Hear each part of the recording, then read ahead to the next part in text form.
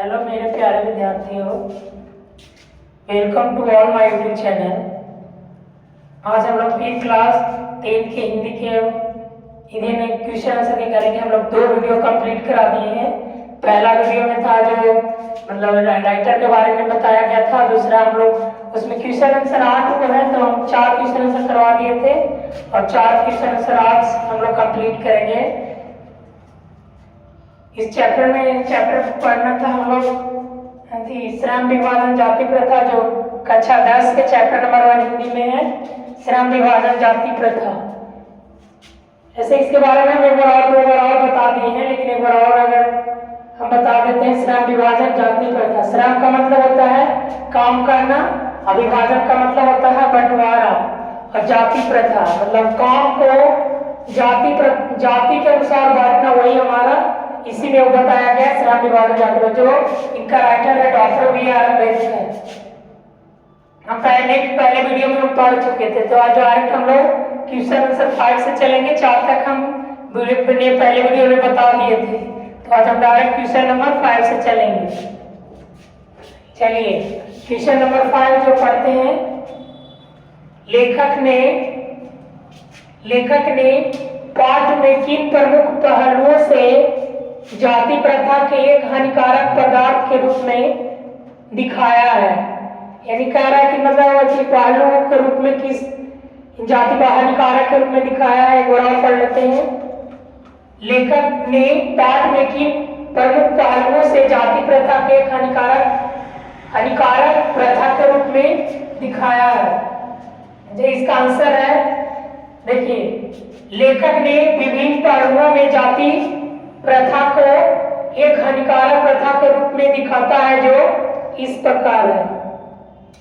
यानी इसका पहले कहने का मतलब समझ लीजिए कि कह रहे हैं कि जो हमारा जाति के अनुसार जो काम बटा हुआ है, वो मतलब उनको हानिकारक कैसे लगा, किस प्रकार से बांटा हुआ है, जिसके बारे में बताते हैं वो।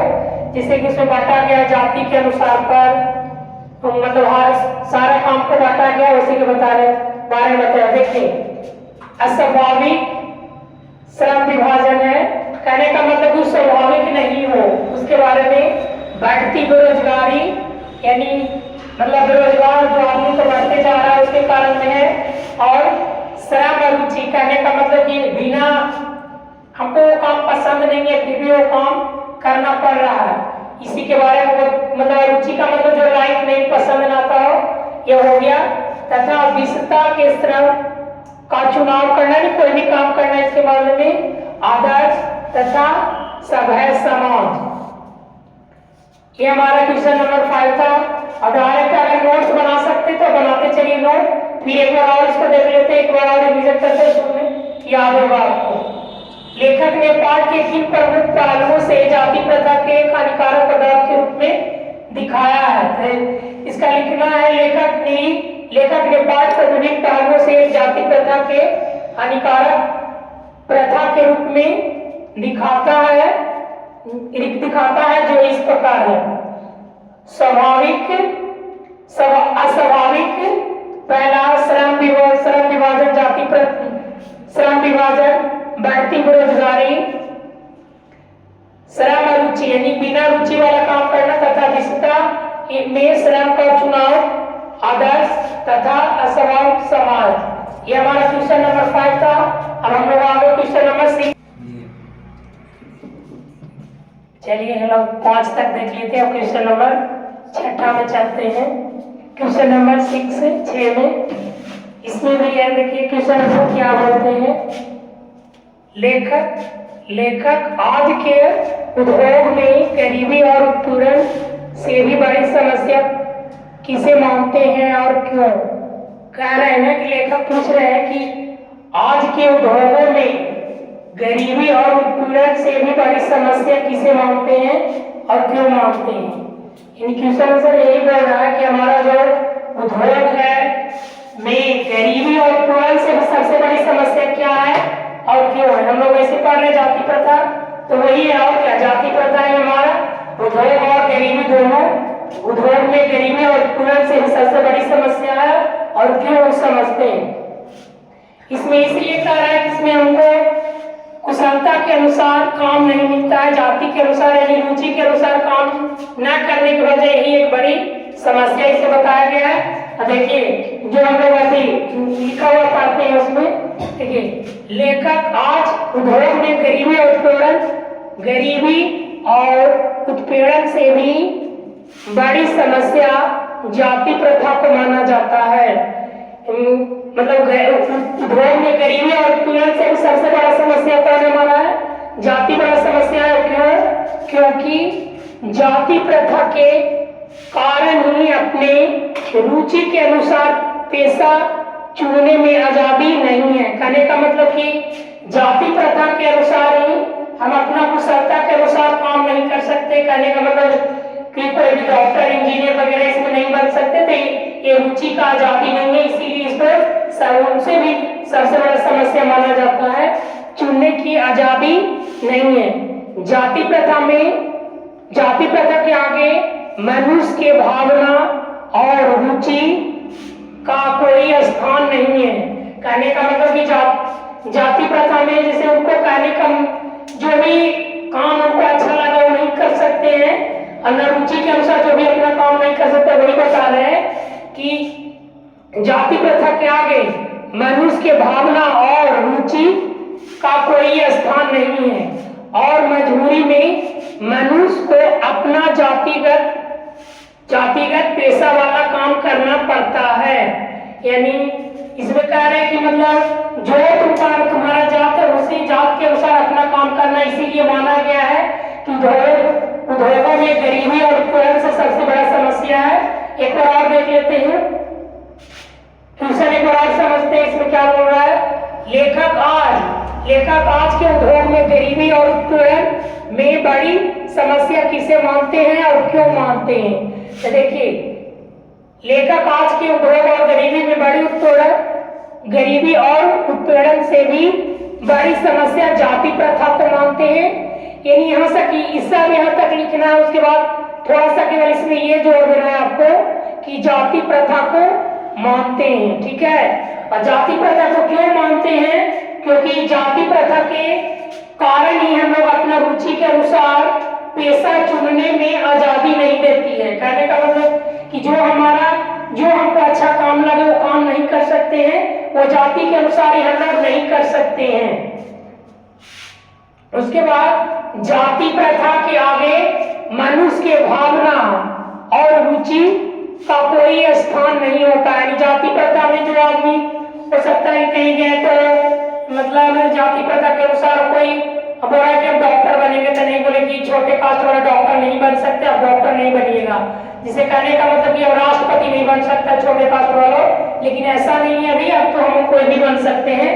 तो वही बताया गया है कि जाति प्रथा के आगे मनुष्य के भावना और रुचि का कोई स्थान नहीं है। रुचि मैंने अपना पसंद करने की, जाति प्रथा के आगे नहीं चलता है, और मजबूरी में मनुष्य को अपना जातिगत पेशा वाला काम करना पड़ता है।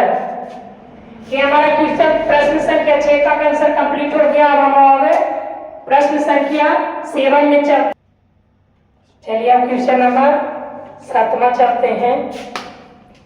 हम लोग 5 तक बना लिया, पर 7वां देखते हैं क्वेश्चन नंबर 7।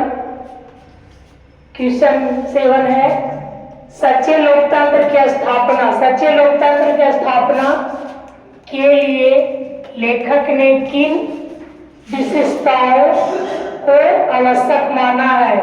देखिए, लोकतंत्र आ रहा है। लोकतंत्र का मतलब क्या होता है? लोकतंत्र का मतलब समानता,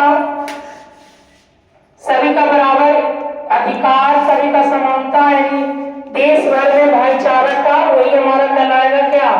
लोकतंत्र। यानी सबके इक्वलिटी, कोई बड़ा छोटा ऊंचा नीचा कोई नहीं रहेगा, सबके लिए बराबर जो भी न्याय हो, जो भी योजना है सरकार निकाली हो, सबको बराबर मिलना चाहिए।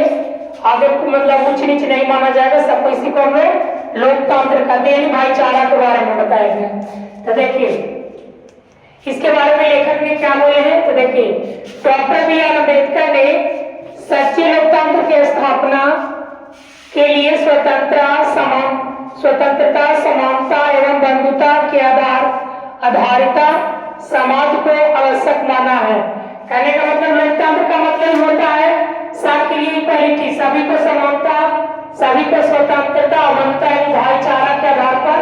इसी को हम लोग लोकतंत्र कहते हैं। किसी को कोई रोक टोक नहीं, जो उनका काम है सबको बराबर है, ना कि वो काम नहीं करेगा वो काम नहीं करेगा, इस अनुसार है।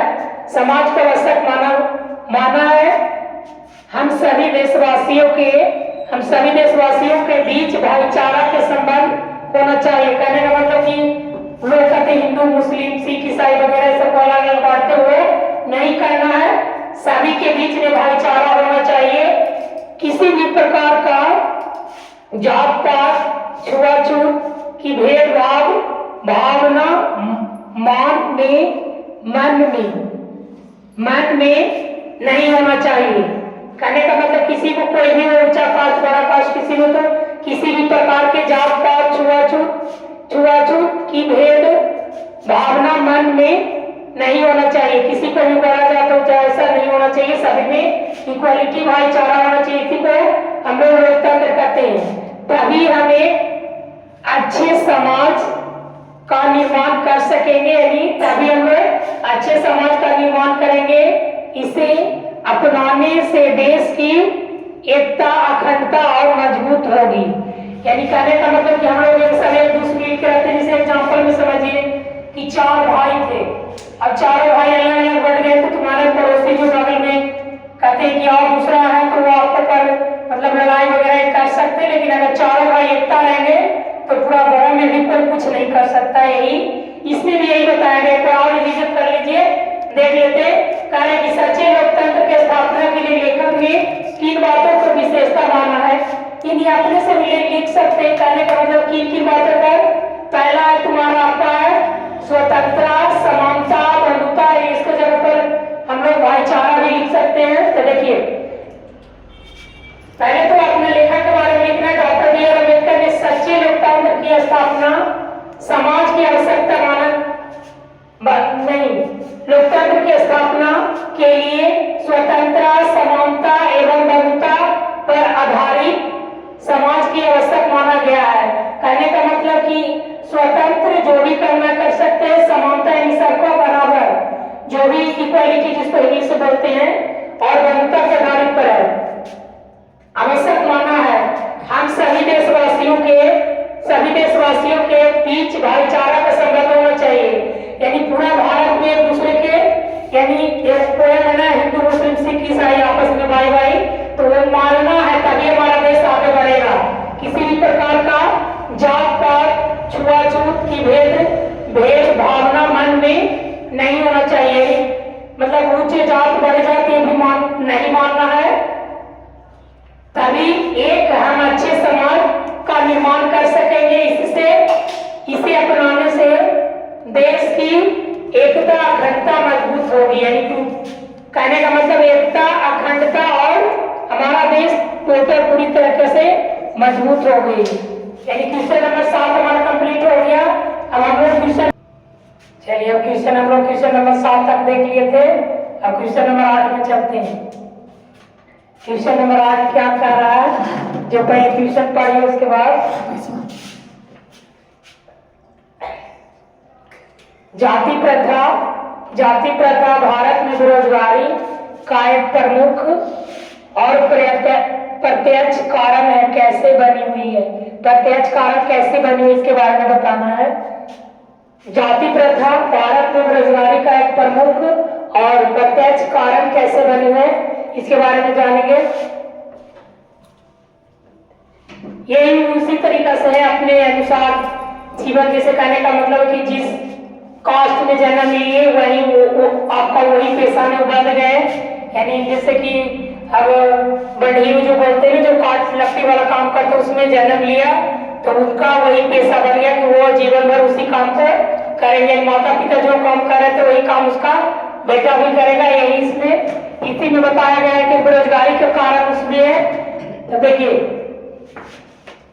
जाति प्रथा भारत के बेरोजगारी का एक प्रमुख और प्रत्यक्ष कारण माना जाता है, क्योंकि मानव का जिस जाति में जन्म होता है वह अपने माता पिता के पेशे के अनुसार जीवन भर के लिए उसी पेशा में बंध जाता है। कहने का मतलब कि जिस घर में जन्म लिया, जिस जाति में जन्म लिया, उसी के अनुसार अपना काम, मतलब जिस तरह से माता पिता कर रहे उसी तरीके से उसको, मतलब बेटा को भी काम करना पड़ेगा, यही इसमें बताया गया है। आगे देखिए, वह मनपसंद काम करना चाहता है, मतलब उसका बेटा मनपसंद काम करना चाहता है परंतु नहीं कर पाता। किसके कारण? जाति प्रथा के कारण भी अपना मनपसंद काम वो नहीं कर सकते हैं, जिससे अपने समाज और देश का विकास नहीं हो पाता। क्योंकि हिंदू धर्मों में जाति प्रथा के तहत पेशा बदलने की अनुमति नहीं दी जाती है। यह आपका क्वेश्चन नंबर 8 कंप्लीट हो गया है। एक बार और रिवीजन कर लेते हैं, देखिए और सुनिए भी। सुनने से समझ में आएगी क्या बोला जा रहा है, देखते भी रहिए तो पता चले क्या क्या लिखा हुआ है, उसी के अनुसार सुनने से आपको जल्दी याद होगा। देखिए, जाति प्रथा भारत में बेरोजगार का एक प्रमुख और प्रत्यक्ष कारण कैसे बनी हुई है? जाति प्रथा भारत में बेरोजगारी का एक प्रमुख और प्रत्यक्ष कारण माना जाता है। देखिए यहाँ से जो क्वेश्चन है तो आंसर लिखने का तरीका देखिए, यहाँ से यहाँ तक क्वेश्चन ऐसे याद करिए, अगर याद हो तो ठीक, ना तो देखिए यहाँ तक बना हुआ है, यहाँ तक क्वेश्चन हमारा, यहाँ तक आंसर में भी देखिए। जाति प्रथा भारत का बेरोजगार एक प्रमुख का प्रत्यक्ष कारण माना जाता है, कारण के बाद उसे माना जाता है। और क्यों माना जाता है? तो क्योंकि मानव का जिस जाति में जन्म लिया, जिस जाति में जन्म होता है, वह अपने माता पिता के पेशे के अनुसार जीवन भर के लिए उस काम में बन जाता है। कहने का मतलब कि जिस जाति में जन्म लिया, उसी जाति के जन्म में अपना काम और उसका जीवन भर के लिए वो बन जाता है। और वह मनपसंद काम करना चाहता है परंतु वह नहीं कर पाता, जाति के अनुसार अपना काम, मनपसंद काम नहीं कर पाता है, जिससे अपना समाज और देश का विकास नहीं कर पाता। यानी अपना मनपसंद काम, जिसे वो काम है उसका वही काम कर, मान चलो जीवन में पढ़ने में अच्छा खासा बच्चा हो तो डॉक्टर बन सकता है, इंजीनियर बन सकता है, साइंटिस्ट भी बन सकता है। अगर अपना पसंद से काम करेगा तो आगे नहीं कर पाता है। क्योंकि और एक और कारण है, क्योंकि हिंदू धर्म में जाति प्रथा के तहत पेशा बदलने की अनुमति नहीं देती है। अब आपका क्वेश्चन नंबर 8 कंप्लीट हो गया। मेरे साथ जुड़े रहने के लिए thank you everyone, thank you so much. और इसी के हमारे वीडियो को लाइक कीजिए और चैनल को सब्सक्राइब भी कर सकते हैं। और जो आप अपना एक छोटा सा प्यारा कमेंट दीजिए हमारे वीडियो में, जो भी आपको भला बुरा कमेंट जैसा भी लगता हो अपने हिसाब से अपने मेरे लिए कमेंट भी छोड़ के जाइए। Thank you everyone. आपको इसमें जो भी आपको अगर कुछ समझ में नहीं आया हो तो उसके बारे में आप डाउट जो भी वो कमेंट में बता सकते हैं। नेक्स्ट वीडियो इसका ऑब्जेक्टिव कराया जाएगा।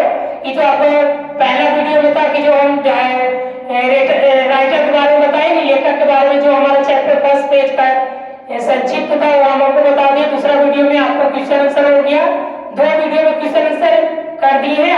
अगली एक नेक्स्ट वीडियो और आएगा जिसमें आपको ऑब्जेक्टिव कराया जाएगा। चलिए बाय, चलते हैं।